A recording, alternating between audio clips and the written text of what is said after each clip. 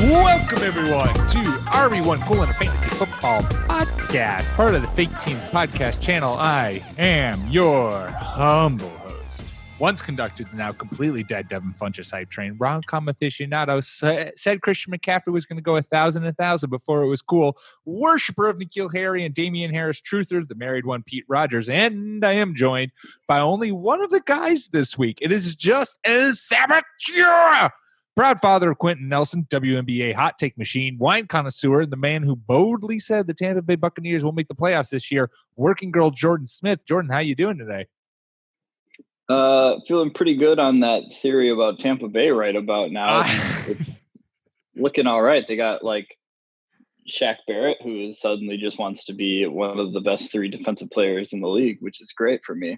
Yeah, that's for the amount of shit that we gave you and constantly give you for it. This could be one of the most bold and accurate predictions this podcast has ever created. Shaq Barrett, man, has just been on a tear. I haven't watched any of their games, so I don't know like what he's doing that's so unique, but he seems more or less unblockable and is like recording multiple sacks a game with ease, it seems. Oh yeah, and it's not one of those like Vic Beasley things where he's just getting 13 sacks on like 15 pressures where he's just having an incredibly high and unsustainable sack rate. He's getting like pressures and sacks in very high numbers that makes you wonder what happened in Denver, man. I mean, seriously. Well, especially they would love to have him now with not Nick Chubb, but Bradley Chubb tearing his ACL. That's a bummer.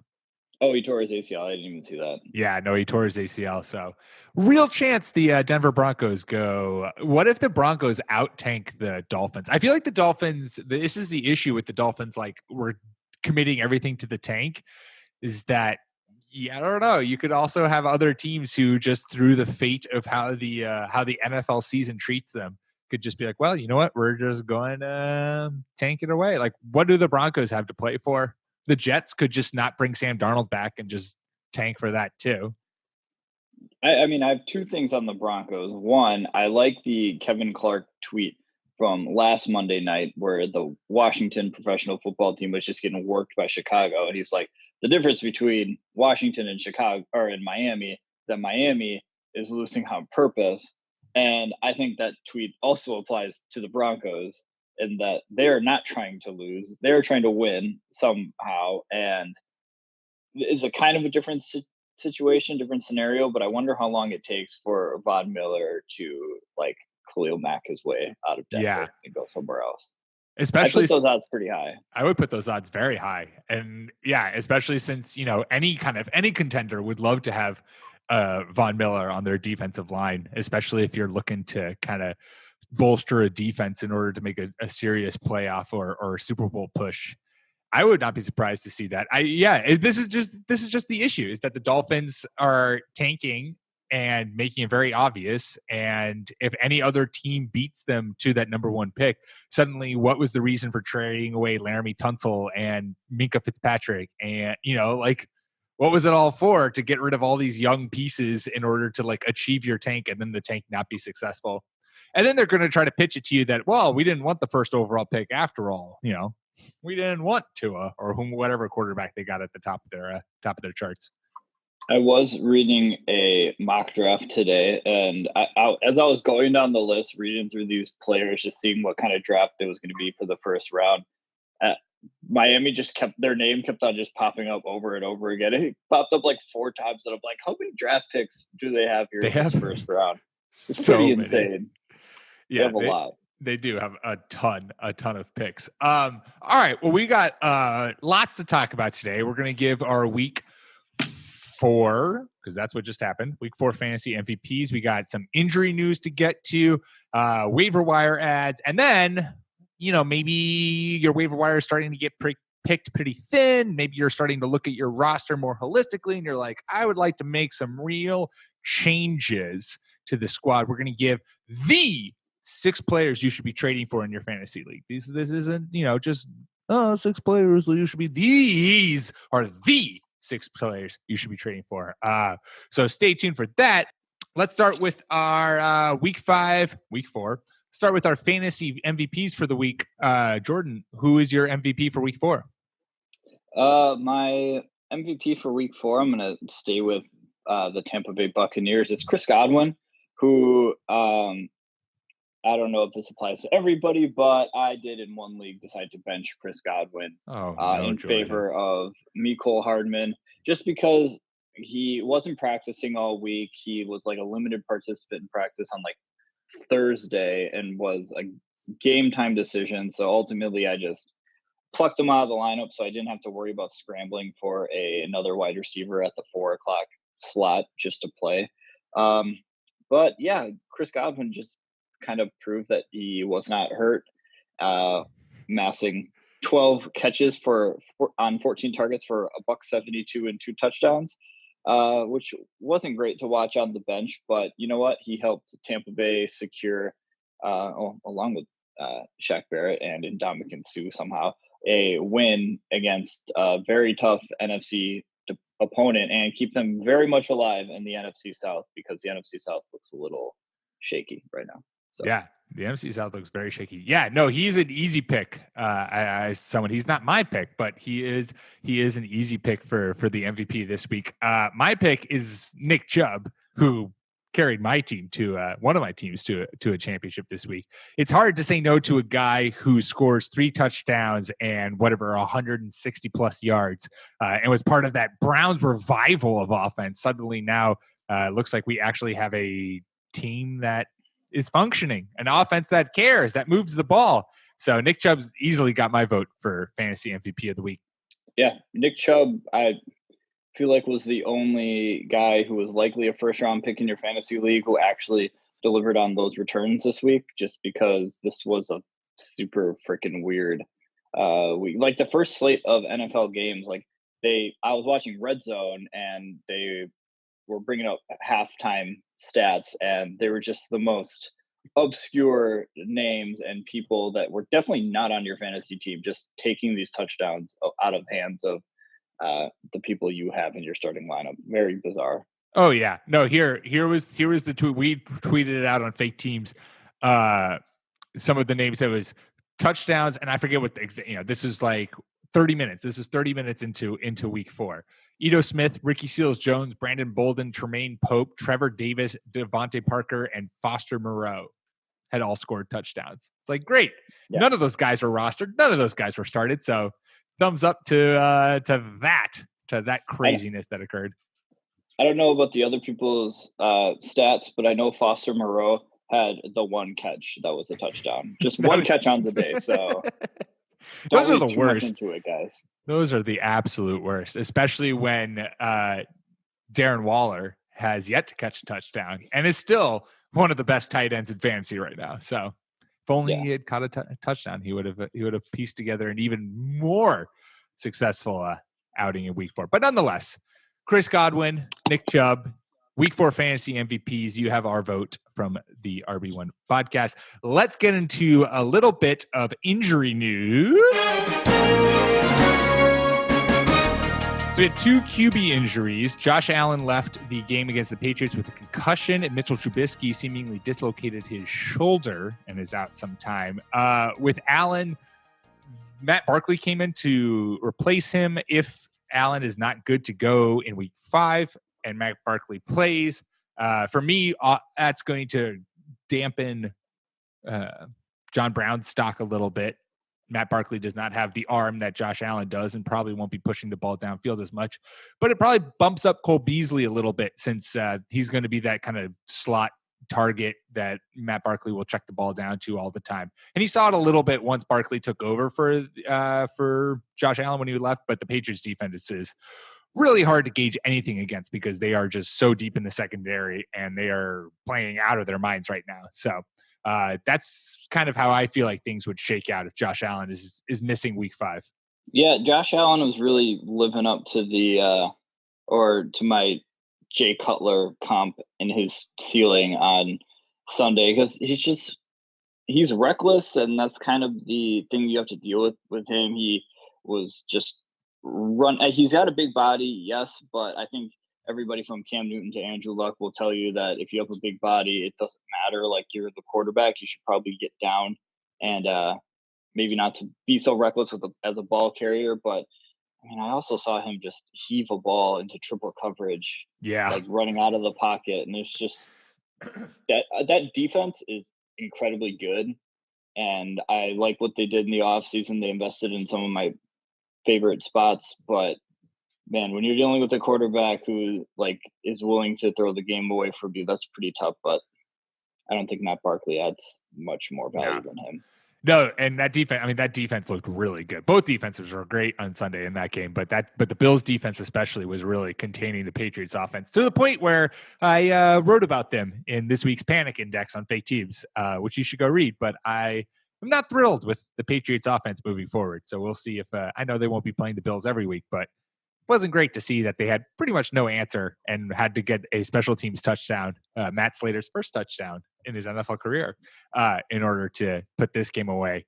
Also, quickly, NFL rules dictates for all those people who want to throw Jonathan Jones out of the league, who put the hit on Josh Allen. As soon as you're running, you are a running back. You are no longer a quarterback. You're not a defenseless receiver or whatever that shit is.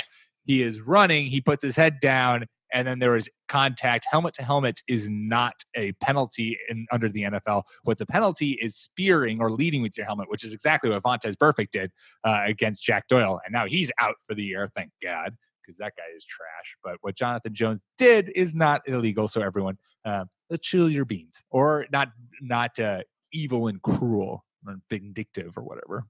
Anyways, Mitchell Trubisky, Jordan. Does this change Chicago's offense at all? Because I don't really think so. I think it makes the offense a little bit better, actually. Ooh. Because I think so Chase Daniel's a pretty good veteran quarterback. I think if he has some of the good concepts down of Matt Nagy's offense, he'll be able to deliver a little bit more. And I think Chicago will have to try less to make their quarterback look good, if that makes sense. I think that sometimes teams, when they're, stuck with a high value draft pick quarterback that is maybe not panning out as well as you would expect, they will, do their best to kind of influence how he's perceived on the field by trying to make him look good. With Chase Daniel, I think they'll emphasize other areas of the offense, and that might unlock something a little bit for them. And I feel like Chase Daniel can do more than just throw to his first look, Yeah. He did look a lot more comfortable. I mean, which he should. He's a veteran who's played in Matt Nagy's system for 3 years now, like a couple more years than Mitchell Trubisky. And he looked a lot more comfortable in that offense, making the reads and kind of getting things set up. It just looked like it was moving slower for him than it was for Mitchell Trubisky. I'm hoping that this is the David Montgomery awakening, though I'm not entirely sure that it will be, given the fact that you can pretty much stack the box and challenge Chase Daniels to beat you. But I'm hoping that this is going to force Matt Nagy to be like, okay, we're going to establish the run. We're going to use our back, and we're going to really emphasize that ground attack and maybe use some play action to get Allen Robinson open downfield. But I would love for a emphasis on David Montgomery. Nonetheless, I agree with you. I really don't see any change. Maybe there's a positive change. I'm not entirely sold on that, but I certainly don't see, I think if you've been playing Bears players up until this point, you keep playing Bears players. There's not a huge drop off between Mitchell Trubisky and Chase Daniels. Look, the Bears are frustrating from their running back perspective because they just are very determined to use Tariq Cohen in like some sort of special gadget way, and they've fallen into the Cordarrelle Patterson trap of using him as a gadget player, and neither of which are substantial enough to provide you with any sort of actual fantasy value that you'd want to play them. But I think, did Mike Davis miss this game? I don't think it was for injury, was it? Or was it that his wife had a baby? Everyone's having babies, man. What happened 9 months ago? It's September. New Year's babies happen. There you go. That's what it is. Everyone's celebrating the new year the right way. Hey, it's a thing. But I feel like they were almost saved from themselves this week by just having David Montgomery being the primary ground person. And it's like, come on, guys, just give him the ball, let him go to work. he's a good receiver in his own right. You don't need Tariq Cohen to be this special guy who is very revealing to what kind of play you're going to run if he's out on the field. Right. Yeah, I feel very much that like last year we saw flashes of Tariq Cohen and then everyone got super hyped. That was like, oh my God, Matt Nagy's going to have like this brilliant plan for this speedster. Like, think of what he did with Tyreek Hill. Oh my God, Tariq Cohen's going to be that. And maybe Matt Nagy heard all of that and was like, yes, I'm going to show how awesome I am and I'm going to use Tariq Cohen. And then they just haven't found anything for him, but he's like not giving up. It's weird. I'm very glad that I have Tariq Cohen in none of my leagues because I do not want to be constantly making the decision whether or not I'm starting or benching him this week. Yeah, Tariq Cohen can be on the field for second and third down, so it's like not really a 1-for-1 comparison. I'm sorry, Chicago. Yeah, no, not the same. Moving on, outside of quarterback injuries, we also had TJ Hawkinson left the almost win by the Detroit Lions against the Kansas City Chiefs. Pat Mahomes looking, dare I say, mortal, not even throwing for a touchdown, which is, a big deal when you're Pat Mahomes. But TJ Hawkinson left with a concussion. I have to say this, just a little PSA to the general football public out there. Can you guys stop hurdling? It's just after Vernon Davis tried to hurdle and then just basically jumped in midair, then got tackled. Like, how often does a hurdle actually affect the play in a positive way? More often than not, you're just kind of like jumping in the air and then getting hit real hard. And so TJ Hawkinson tried to hurdle, fell down awkwardly and like cricked his neck and got a concussion. So who knows if he's going to be back or what his timetable is. Logan Thomas is the next tight end on that depth chart, but I think if he were to miss time, if Hawkinson were to miss time, it would just be an emphasis on Kenny Golladay and Marvin Jones, both of whom looked pretty good against the Chiefs on Sunday. Yeah, the hurdle, guys, it looks cool like on the Jumbotron when you do it, when you like halfway jump over somebody because they don't exactly line up their tackle on you. But also, they're not like exactly hurdling this person and then continuing to go at full speed. They almost go down immediately after they make the jump. So yeah, is it you're trading off like an extra yard, 2-3 yards for that, or somebody catches you or takes your legs up over your head and you're going headfirst into the turf, which is not great. Let me just say, not exactly the result you're looking for, especially since often when you're hurdling a defensive back who's like fully ducked his head down and is, got really low and ready to take out your legs. And so the whole point is that you're like, oh, you don't see me, I'm going to jump over you.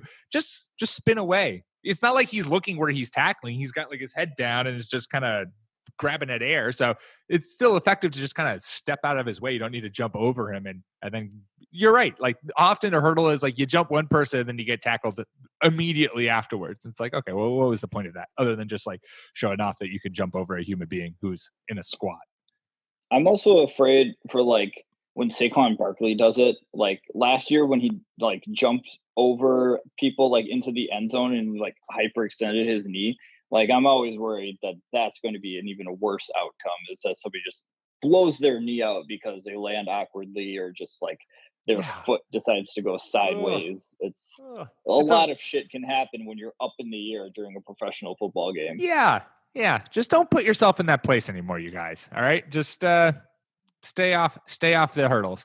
Finally in the news, Jarvis Landry also left the Browns game with a concussion, despite being the best receiver in Cleveland on Sunday. He left with a concussion. Who knows if he's going to miss time, but if he does miss time, obviously Odell Beckham is going to be, hopefully will receive some of those targets, but you're looking at guys like Antonio Callaway, who's coming off a suspension and maybe could have a little something to offer, or Rashad Higgins out of the slot. Is there anyone who you're looking to specifically target with if Jarvis Landry misses time? I don't really think so, but maybe you do. Are we jumping right into trade targets? Because that could lead me right into my first one. Ooh, well, I wasn't planning on it, but we could. Should we just mosey right on in? Should I do a little intro? Well, that was the news, everyone. Intro's done. News is done. Right now, all right, we are going to talk because you want to build your perfect lineup. We're 4 weeks in. Now is the time where you can kind of like gauge your team. You know what plays good, who plays poorly, what your team is looking like, who are your best players, who are your worst, and maybe who around the league you can try to pick away from your opposing players. So these are the 6 players you should be trading for in your fantasy league. Emphasis on the. These are the guys. These are not just some schmoes that maybe you should target. These are the guys you need to go get. Jordan, after I ruined your perfect segue, we're moving right into it. Who's the first guy that you need to be targeting in your fantasy leagues? So yeah, this one might be a little bit difficult, but I feel like in some instances with some players, he could be available. I'm talking about Odell Beckham Jr. Because I have even floated the idea of just cutting bait and seeing what I can get on a return for Odell Beckham Jr., especially if I need a upgrade, in this case, running back at a different position. Odell Beckham Jr. might be somebody who might be thinking like me, where they just are, outside of a big play against the Jets in week 2, Odell Beckham Jr. hasn't really like delivered as much as he could. He's been pretty fine in PPR leagues, but he's still just the number 24 wide receiver. And even going back to last year, it was pretty frustrating watching Odell Beckham Jr. A lot of that was Eli Manning. A lot of it was a stagnant offense. And you never know, if you make a move on Odell Beckham Jr., somebody could be thinking the same thing, that, oh man, maybe this is just Odell now. Maybe like the big plays or the touchdowns aren't there. But you should trade for him, because I think the offense for the Cleveland Browns is going to start rolling. It's something that I think it's pretty standard. In the first month of the season, everybody tends to panic or think a team is worse than they actually are. The Cleveland Browns are working on putting together a lot of new pieces into an offense. The offensive line is not brand new, but they weren't good at the beginning of the season. And when you don't have like an anchor offensive lineman in there, that can really mean that you're just waiting for them to hopefully come together a little bit. It looked like they came together, especially for the running game last week. With Antonio Callaway coming back for them, I think that opens up the offense even more to do what I thought they were going to do in the beginning of the year, which is Antonio Callaway is the deep threat. He's going to be running down the field. Rashard Higgins has been nursing an injury, and Damian Ratley has been providing 0 returns in that third wide receiver slot. So I think that opens up the field entirely if Antonio Callaway comes back and starts producing right away and spreading the field. Jarvis Landry back underneath, catching the short stuff, while Odell Beckham gobbles up all the rest. Intermediate routes, deep routes, drag routes, everything. I think that as soon as Callaway comes back, as we go through the rest, this middle part of the season, that connection, chemistry, whatever you want to call it, with Odell or with Baker Mayfield also starts to build. So he could be a very good buy low candidate right now. Yeah, I love it. He was actually on my list, and then I got rid of him so that we wouldn't overlap. But this Browns offense looked the part, right, against the Ravens on Sunday. And I know that people are going to be like, well, Odell wasn't even targeted or he was targeted 7 times and only caught 2 balls in this sudden revival of the Browns offense. But I wouldn't worry about that. If the Browns offense is there, we finally saw what Freddie Kitchens wants to do. It was up tempo. It was moving the ball quickly. Baker looked comfortable. He was only sacked once, which has been plaguing them throughout the start of this season. If this offensive line now is gelling and there's time in there, and you were talking, Jordan, about all the players who are going to come back at the receiver position. Ricky Seals-Jones seems like a true weapon. The running game is going. Like, all of these things, I think, are building to a point where this Browns offense is going to look like what we thought it was and what Freddie Kitchens wants it to be. And there's not like a question in my mind that even like that this perfect offense that Freddie Kitchens wants to have is going to it's going to fixate around Odell. Like, you don't trade for Odell just to kind of like ghost him or be like, well, he's like our, receiver 2 behind Jarvis Landry. No, right? Jarvis just had the matchup that he was winning on, but this offense is there. There's a blueprint is there. And I'm trusting that success to keep going forward now that Freddie Kitchens has set that template, and the points are going to start rolling for Odell Beckham. I just think that if you are in a league where the Odell Beckham owner is getting impatient and is kind of willing to listen to trade offers, you should go in there, lowball the shit out of them, and try to get Odell on your squad, because the touchdowns and points are coming real quick. Yeah, the targets have dipped slightly over the course of these 4 weeks for Odell, but point being, he's like this past Sunday, he still got 7 targets. It's only a matter of time before those targets start to translate into more catches, into more yards. Um, I just think maybe they thought they were, and I bet Odell thinks this too, Baker thinks this too, that they just thought they were trying too hard to put Mhm. it into his hands, which is why those targets were so ballooned early up in the season. But I don't think that's for a lack of trust from them. I think it's just a matter of, okay, we need to wait until this offense starts to click before we can start rolling out, and it'll start to feel a little bit more natural for them. Yeah. And everyone knows an offense looks at its best when its quarterback trusts the protection he's getting. And Baker, again, like that was what was plaguing this offense throughout the early part of the season. And then last week on Sunday was able to, only was sacked once, looked comfortable back there. The offensive line did their job, and you have an offensive explosion. So hopefully I think that's the biggest thing, that if that offensive line is truly solidified, this offense is about to, go crazy and start being one of the best ones in the league, especially with the Rams looking like garbage? Question mark. Browns could be taking over that top spot. My first guy is another guy who is, you probably invested a very high pick on, another kind of first round talent, maybe second round. He was a first round in the past, but I think he probably bounced out in the second round, but has kind of maybe been forgotten about, and partially because he had a week 4 bye. Le'Veon Bell, despite the fact that he plays for the Jets, and despite for the fact that people kind of love to shit on the Jets, especially since Sam Darnold's got mono, which is still just hilarious, never not hilarious.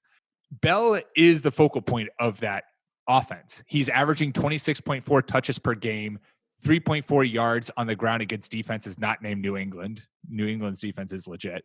But it's not like he's not being used in that Jets offense, right? It's not like he's getting the touches or the workload to get you fantasy production.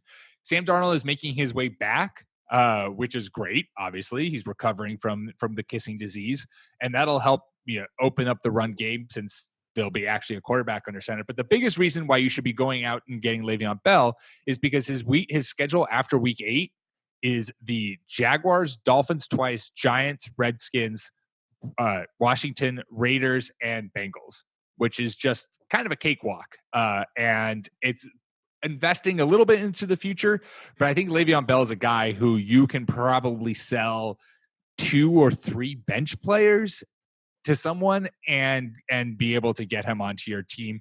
Maybe you bench him or stash him for a couple of weeks, and then once this stretch comes towards the end of the season, he's going to be he's going to put up fantasy numbers and lead you into that playoff real well. If there's something I really hate about the NFL scheduling, it's the week 4 bye. Like, that's one of the worst. So dumb. It's just what's it there for? Have. However, I do think if there was a team that absolutely needed week 4 bye, it was the Jets. They are down to their 3rd quarterback on the year, so they needed as much time as possible away from football to get Sam Darnold back, which hopefully, fingers crossed, he's back in week 5. But I like the try to make a deal for Le'Veon Bell trade, especially if people think that his first couple weeks were just like a blip on the radar from people not really taking him seriously. He definitely has been proving me wrong in terms of, I thought he was gone for football for a really long time, and all the off-season stuff kind of made it seem like, oh well, away from football, he's not exactly in football shape, let's say. That stuff made me worried, but then you remember that when Le'Veon Bell was playing, he was one of the best players in the league. So, yeah, I would definitely want to take a shot on Le'Veon Bell, and maybe I will. I need some running back. Ooh, we're convincing Jordan to make moves. Yeah, I also think that he's going to be one of the guys, and I don't know who's on your list, but on at least on my list, I think like he's the biggest name who I feel like you can get pretty damn cheap.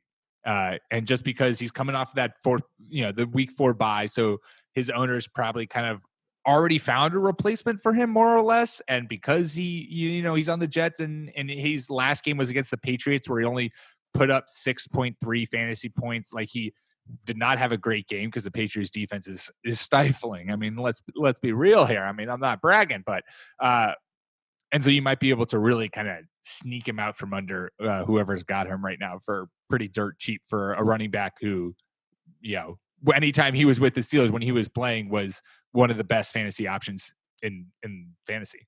Yeah, spoilers. Nobody's doing well against the Patriots. Yeah. So no one's doing well against that. Jordan, who is the second player that you just got to go? He is the guy that you need to be getting. Well, let's backtrack then to who we were talking about earlier, and that would be the Chicago Bears.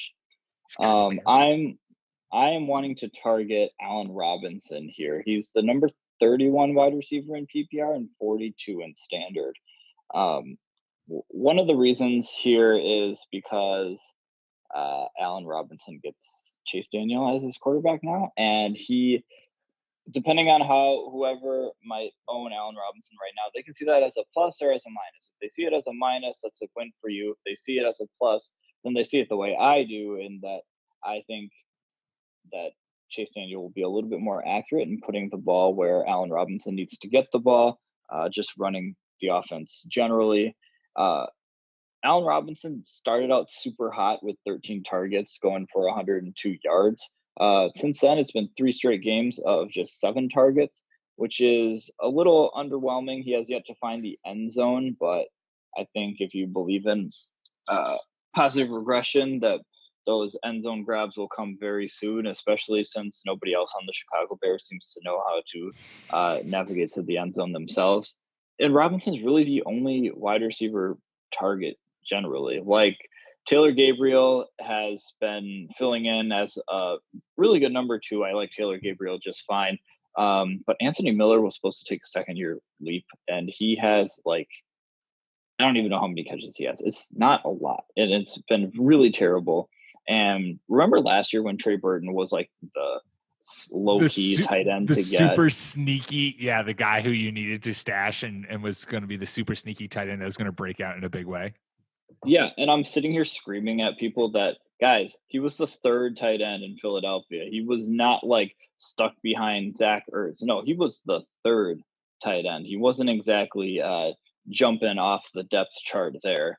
But so Allen Robinson, he has some tough defenses coming up, but when you're the only receiver that's worthy of getting some targets in that offense, I think you just got to trust that you can make a move for him. And if he can slot in as a wide receiver too, then that's pretty juicy.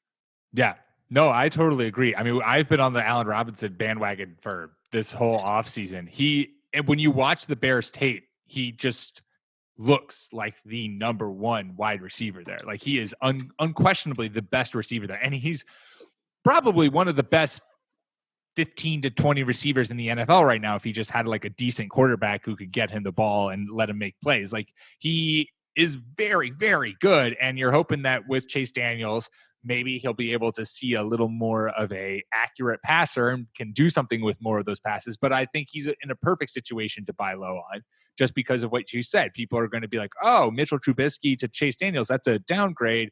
That passing attack, which has already sucked, is going to be even worse. Why do I want to invest anything into that? And so I think you can sneak in there, swoop in, low ball offer, and get Allen Robinson on your team, who is going to eat, right? He's the Michael Thomas of the Bears, and just in the sense that, like, there's no one else who they're going to be passing to, just in the way that there's no one else outside of Alvin Kamara who the Saints are passing to. So he's always going to get targets. He's always going to have a heavy workload, and he's a good enough wide receiver that he can turn that workload into solid, consistent fantasy production. Yeah, Allen Robinson is, like, sadly in the Andre Johnson zone, and that, I mean, no disrespect, Clark, I'm sorry if you hear this, but it's just, you're just sitting there like, can we please get Andre Johnson like a quarterback? Or, like, imagine what Andre Johnson can do if he had, Phillip Rivers throwing to him, or even Drew Brees, or like any of the top anyone who can throw the ball. Anyone who's not named Matt Schaub. Yeah, anyone who's not named Matt Schaub, or I don't even know if he was there for David Carr, but just anyone. And that's what Allen Robinson has been like for his entire career. Because if you remember, he was in Jacksonville before this. And it wasn't great.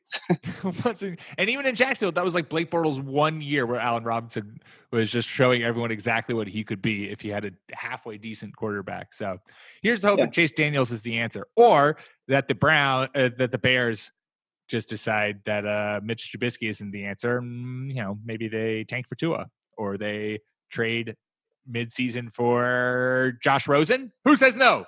I would cry. That'd be upsetting to me. Before we go, Josh Rosen is good. Josh Rosen is good. He had some really nice passes against the Chargers this week.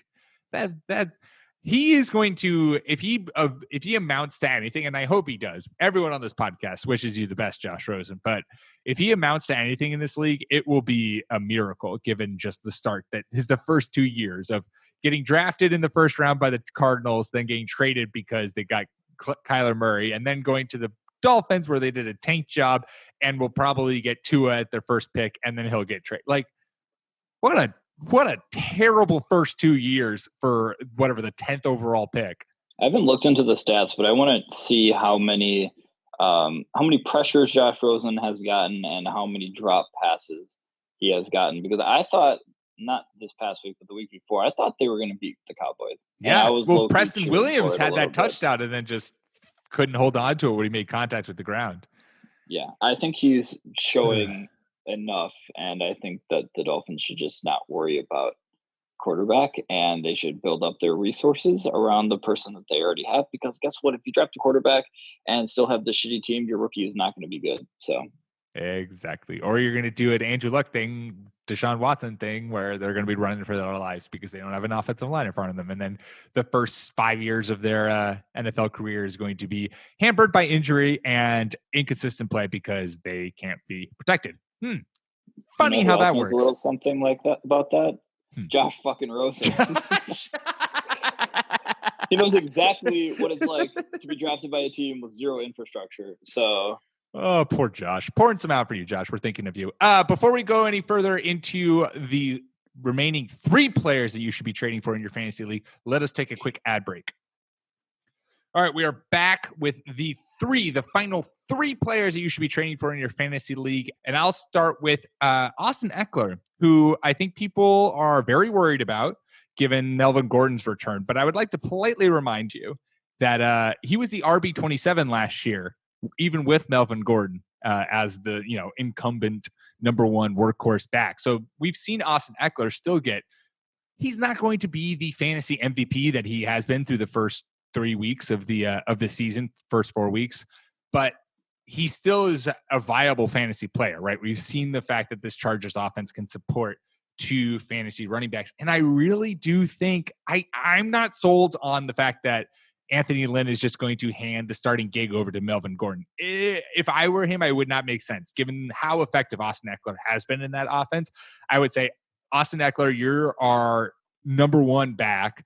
Melvin Gordon, you're our 1B back as you kind of get back into shape and get back into football and that whole 9 yards. And we'll use you. Maybe he's more of a goal line power guy or short yardage, what have you, change of pace. But I don't think Austin Eckler's touches are going to drastically change from where they are now to something like what they were last season. I think he's still going to see a fair amount of work from a game-to-game basis, at the very least in the next 4 or 5 weeks as his offense integrates Melvin Gordon again. So if I'm looking for a running back who I think still has certainly flex value and could still possibly even have RB2 value, I'm going to contact whoever has Austin Ekeler and really play up the fact that Melvin Gordon's going to take every single touch in Los Angeles and that Austin Ekeler is going to see no fantasy relevance stats for the rest of the year. And that, well, maybe I'll do you a favor by tossing you Paul Richardson for Austin Ekeler. Then they'll be like, oh, thank you for giving me Paul Richardson. And you'll be like, oh man, you know what? I just take pity on you for having to deal with Austin Ekeler on your team right now. Yeah, I still like Austin Ekeler, like you said, for a RB2 or a flex value, because right now he's an RB1. And even if Melvin Gordon decides to come back and presumes the number 1 role, I mean, not decides to. He is coming back, but he does usurp and take the RB1 role in Los Angeles. I don't think that former running backs coach Anthony Lynn is going to be like, we're just going to run with one running back now, even though we've been using two for the past couple weeks and even all of last year. Like Austin Eckler still had some decent fantasy value last year. So I think that Austin Eckler has proven that he deserves to get touches in the offense. And I think just adding Melvin Gordon makes the offense overall like have more firepower just generally. So I'm still holding on to Austin Eckler, or I am going to try to buy low. Yeah. That's the kind of insight that comes from the coach whisperer, Jordan Smith, who knows Anthony Lynn's whole coaching pedigree and knows that he was a running backs coach and that he's going to implement that and make this offense even more potent. Yeah, I've been studying Anthony Lynn my entire career. The autobiography or the biography is coming soon. Running Through My Life. Is that a good title for it? This is the best I could do with a running back pun. Running back to my home, the Anthony Lynn story. The Anthony Lynn story. That is a book that everybody has been clamoring for. That is what's going to really jumpstart take your writing career to the next level, Jordan, is the Anthony Lynn story. All right, last player who you have to be buying in fantasy leagues. Who are you saying? This one's another one that's a little bit narrative based. It's Michael Gallup.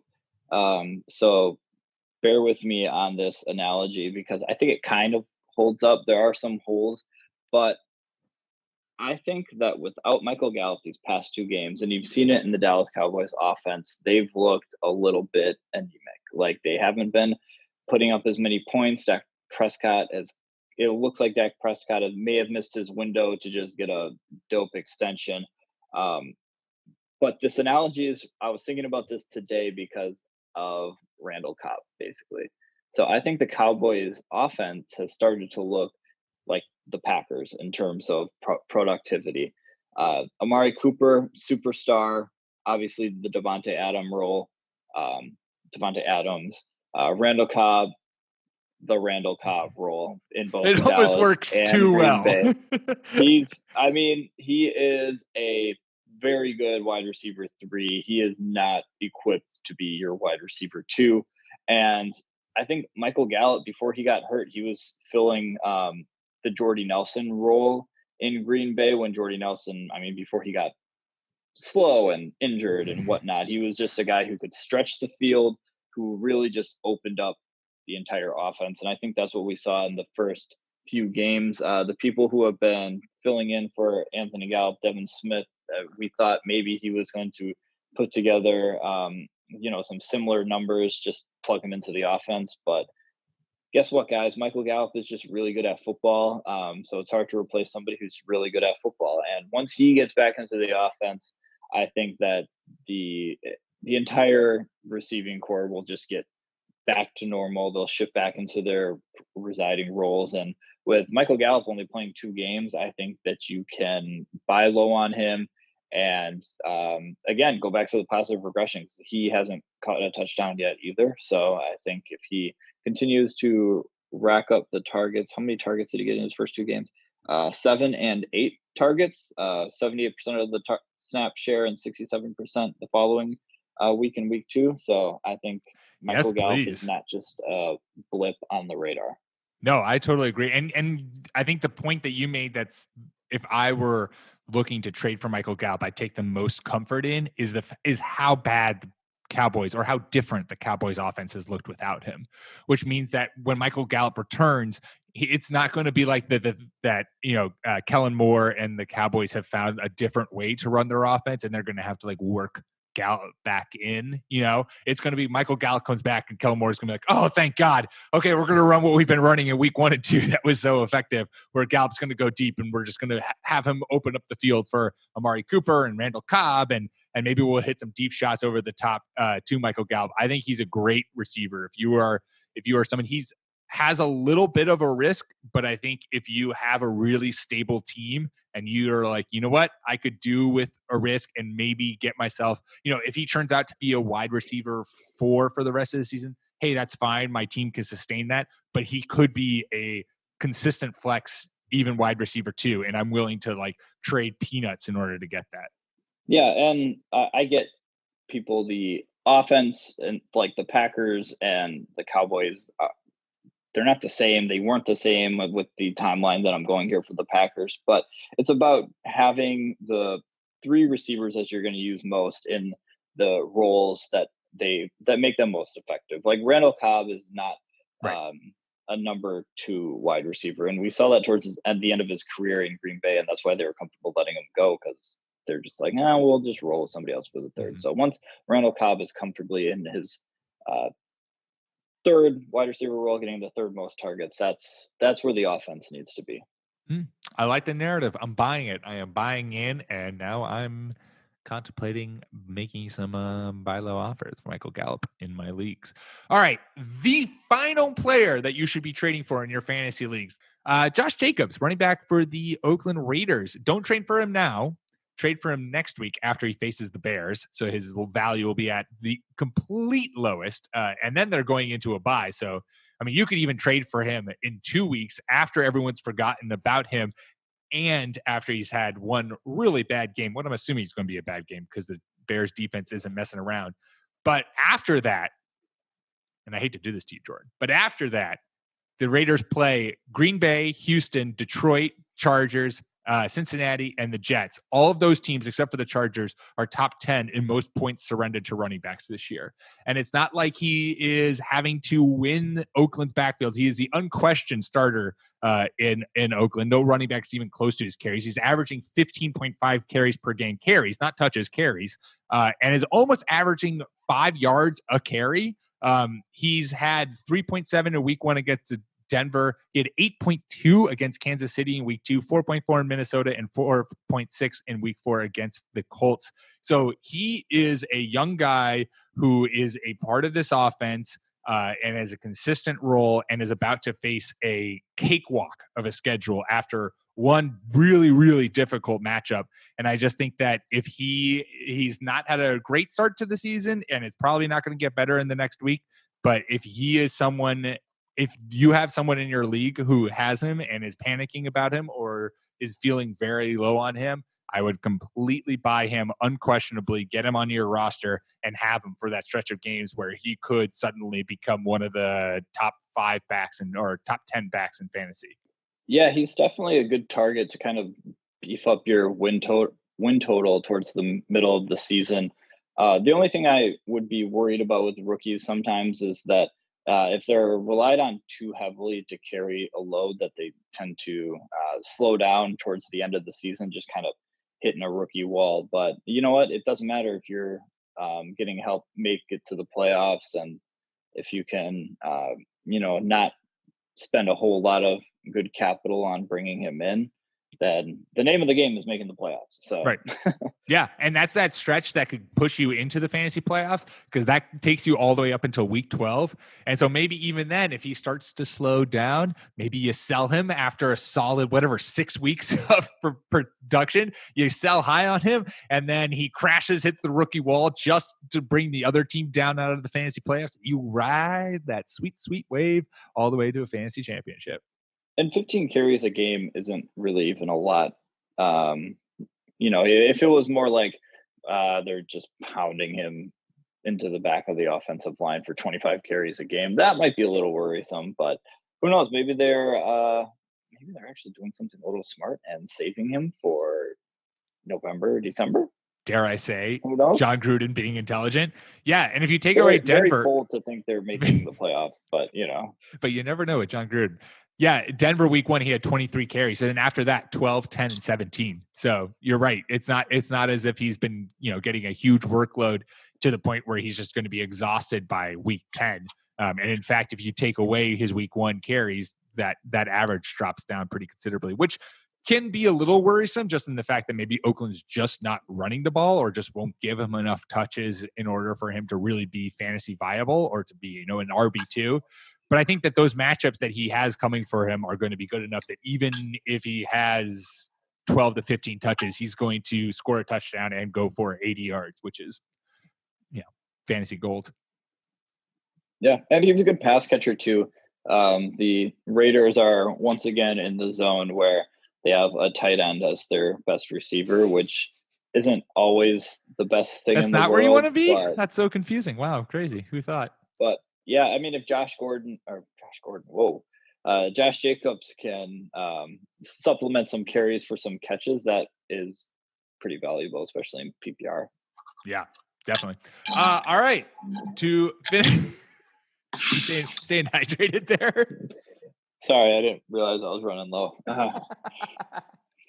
To wrap things up, waiver wire ads for week 5. One guy, if you could add them, who are you adding? I am going to, and this might sound ridiculous and preposterous.